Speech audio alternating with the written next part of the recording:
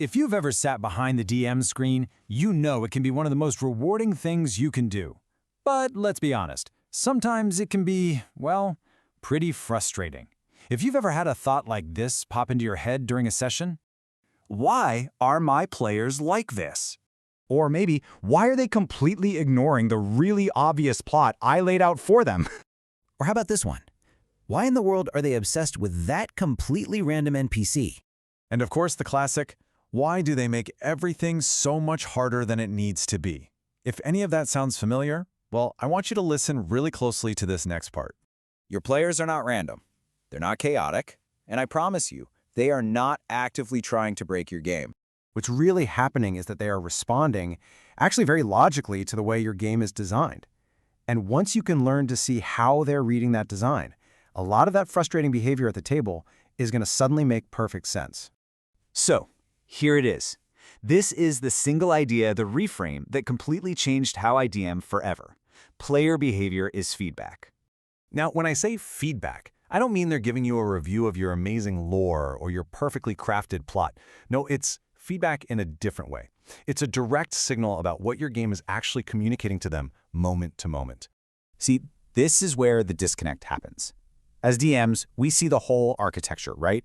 We see the narrative arcs, all the hidden meanings, the future consequences of every little choice. But your players, they don't have your notes. They're on the ground, and all they can see is what feels important right now. What feels dangerous, what feels rewarding, and maybe most importantly, what feels safe to just ignore. That's what's driving their choices. So when your players completely ignore that dark, world-ending ritual you hinted at and instead spend 45 minutes interrogating some bartender, that isn't them being chaotic. that's a signal. I know, from our side of the screen, it looks totally random, but just try to put yourself in their shoes for a second. That bartender, he was real. He spoke directly to them. He had an emotional reaction. He gave them information they could actually use immediately. That whole looming threat thing, to them, that just felt abstract. It felt distant. It felt like a problem for another. And here's what that really boils down to. Players don't follow plots. Not really. They follow clarity. They follow emotional relevance. They follow a sense of urgency. And, of course, personal stakes for their characters.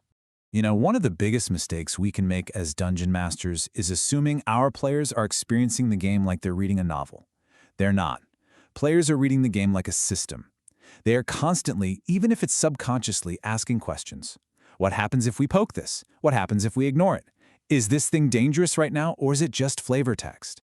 So you're constantly teaching them how to behave, whether you realize it or not.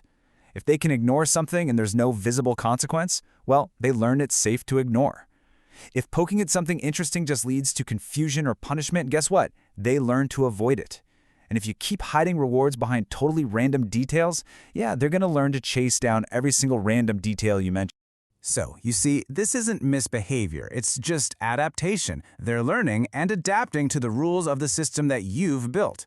Here's a classic example. A DM introduces a mysterious symbol, or maybe a quiet NPC watching the party from afar.